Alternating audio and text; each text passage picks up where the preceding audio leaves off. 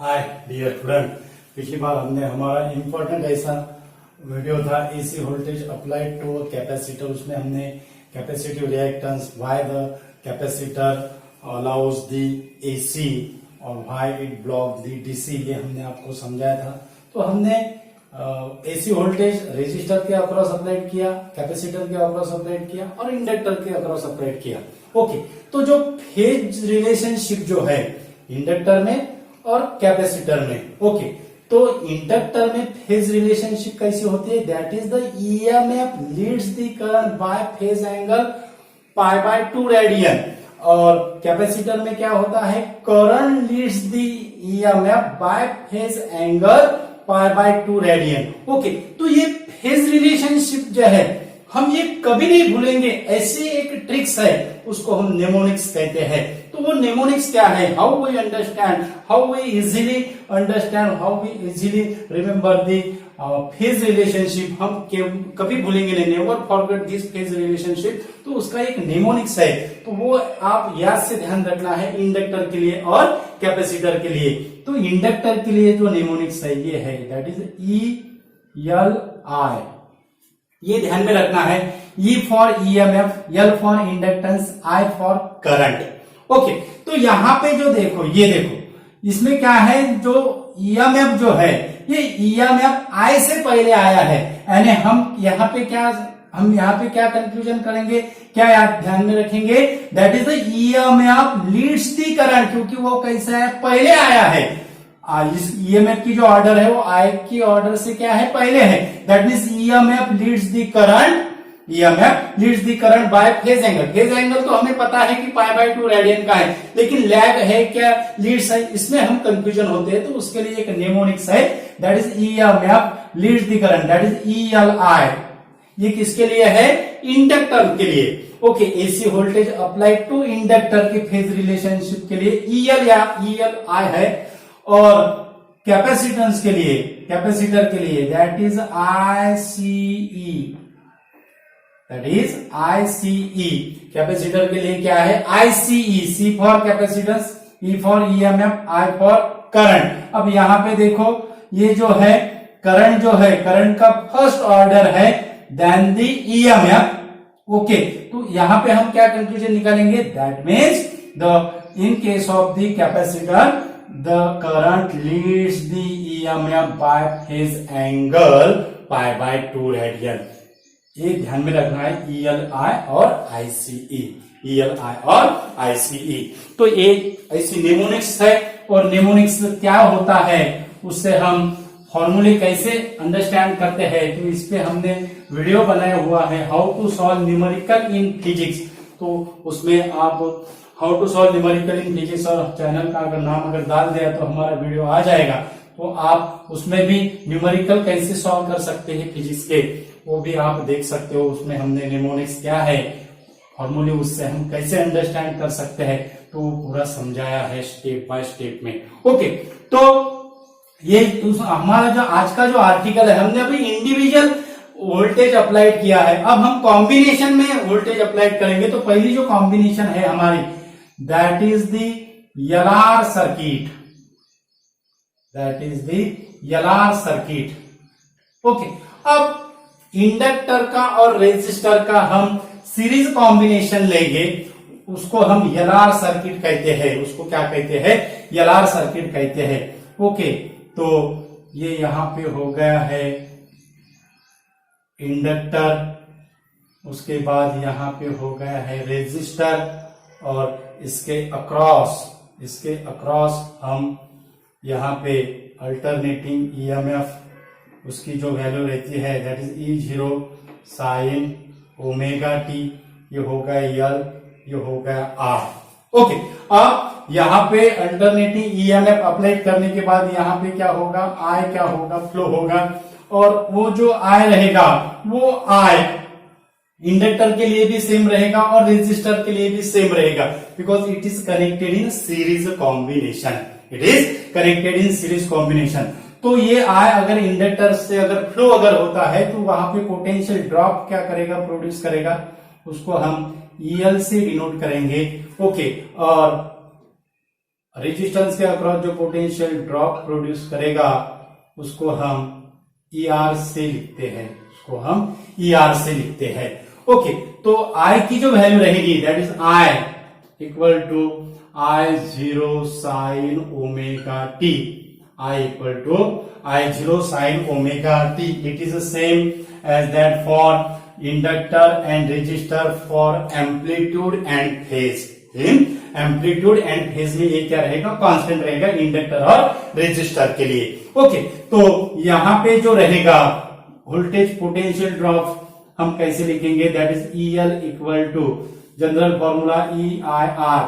Okay, ये general formula है हमारा, तो यहां पे कैसा होगा वो, that is equal to I into R। R की जगह हम यहाँ पे इंडक्टिव रिएक्टेंस लेते रहते, दैट इज IXL, और ER के लिए क्या होगा, दैट इज IR। ER के लिए क्या होगा, दैट इज IR। ओके, अब इसका अगर हमें एक्सप्लेनेशन अगर करना है, इसका हमने अभी तक हमने इंडक्टिव रिएक्टेंस कैपेसिटिव रिएक्टेंस निकाला था, उसका फॉर्मूला निकाला था। अब हम यहाँ पे टोटल इफेक्टिव रेजिस्टेंस का फॉर्मूला निकालेंगे, और वो टोटल इफेक्टिव रेजिस्टेंस को हम क्या कहते हैं वो आपको आगे समझ में आ जाएगा। तो उसके लिए हम यहाँ पे जो फेजर डायग्राम है वो फेजर डायग्राम का यूज करके वो फॉर्मूला का डेरिवेशन करते हैं। ओके, तो यहाँ पे ध्यान में रखना है y एक्सिस जो है it is for voltage and x axis it is for current. Positive x axis it is for current, ये हो गई x एक्सिस। ओके, और y एक्सिस पे हम क्या लेते हैं, y एक्सिस पे हम ले रहे हैं वोल्टेज। ओके, तो यहाँ पे जो रहेगा करंट का रिलेशन रेजिस्टर के साथ, करंट का रिलेशन रेजिस्टर के साथ कैसा रहता है, current are in phase means the current I0 is in phase with the resistance, and so it is the same direction as that of the I, it is same direction as that of the I, यानी जो उसका जो रहेगा voltage का और current का जो relationship जो रहता है it is in same phase, यानी यहां से इतना ये जो हो गया है ये हो गया ओरिजिन, यहां से इतना ये जो हो गया ये हो गया है ER, ये क्या हो गया है ER। ओके, और ये हो गया उसका I0। ओके, उसके बाद जो इंडक्टर के लिए जो फेज रिलेशनशिप जो रहती है वो इंडक्टर के लिए फेज रिलेशनशिप क्या रहती है, that is the phase relationship inductor के लिए क्या रहती है, दैट इज अभी हमने देखी है फेज रिलेशनशिप और inductor EMF leads the current, mean जो वोल्टेज जो अक्रॉस जो रहेगा इंडक्टर के अक्रॉस जो वोल्टेज रहेगा वो करंट से क्या रहेगा, लीडिंग रहेगा। कितना फेज डिफरेंस है, π/2 रेडियन का, यानी यहां से ये जो रहेगा ये होगा यहां पे आएगा। ओके, और दोनों का जो रिजल्टेंट जो रहेगा वो रहेगा E, दोनों का जो रिजल्टेंट जो रहेगा वो क्या रहेगा E0, ये होगा E0। तो यहां से अगर हमने ऐसा अगर यहां से अगर किया, ओके, यहां से अगर हमने ऐसा अगर किया तो it making an angle phi, और यहाँ पे रहेगा हमारा EL, यहाँ पे क्या रहेगा हमारा EL। अब इसको अगर हमने नाम अगर दिया, इसको हम C पॉइंट देते हैं, इसको ये देते हैं और इसको B दिया। ओके, तो यहाँ पे जो एंगल जो रहेगा OCA के लिए ये जो रेक्टेंगल जो फॉर्म हुआ है OBCA, रेक्टेंगल कौन सा फॉर्म हुआ है OBCA, this OC is represent the diagonal of rectangle, OC is represent the diagonal of rectangle, and so we write that is the OC square that is equal to OA square plus OB square, OA square plus OB square, OC square that is equal to OA square plus OB square, therefore OC that is equal to under root of OA square plus OB square, O A square plus O B square. OC क्या है, OC क्या है, E zero है, that is E zero. और O ए क्या रहेगा, ओ ए रहेगा E R, ओ ए क्या रहेगा ई आर, यहां पे होगा ई आर का स्क्वायर प्लस ओ बी क्या है, ओ बी है ई एल, ओ बी क्या रहेगा, ओ बी क्या रहेगा, that is the E L. Okay, तो यहां पे रहेगा ई एल का स्क्वायर, यहां पे क्या रहेगा ई एल का स्क्वायर। ओके, अब यहां पे हम लिखते हैं ई जीरो, इसमें अंडर रूट में क्या होगा अब ई आर पे जो रहेगा that is I zero R रहेगा, आई जीरो आर का स्क्वायर प्लस ई एल के लिए रहेगा आई जीरो एक्स एल का स्क्वायर, क्या रहेगा आई जीरो एक्स एल का स्क्वायर। अब यहां पे हमें क्या मिलेगा, यहां पे हमें मिलेगा E zero that is equal to I zero और ब्रैकेट में रहेगा R square plus X L square. E zero that is equal to I zero और अंडर रूट में क्या रहेगा, that is R square plus X L square. यहां से E zero that is equal to under root E R square plus E L square. Okay, तो ये जो I zero है that is the maximum value of alternating current which is passing through inductor and resistor. Okay, तो ये जो रहेगा ये यहां पे हमें नजर आ रहा है, ये जो इसका जो फेज है वो क्या है, पाई बाय 2 से क्या है आगे है, इससे यहां से नजर आ रहा है। ओके, तो यहां पे हम ये कैसे लिख सकते हैं, ये हम कैसे लिखेंगे, that is E zero by I zero that is equal to under root of R square plus X L square. E zero by I zero that is equal to under root of R square plus X L square. Okay, अब R zero plus X L square को हम कैसे लिखेंगे, वो हम कैसे लिखेंगे, उसको हम कैसे लिखेंगे, E zero by I zero, इसको अगर हमने कंपेयर किया ये फॉर्मूले से R equal to E upon I, ये फॉर्मूले से अगर हमने कंपेयर किया तो ये जो इस इक्वेशन की जो राइट हैंड साइड है, this right hand side is indicate the total effective resistance offered by the series combination of inductor and resistor, और उसको हम क्या कहते हैं, इम्पीडेंस।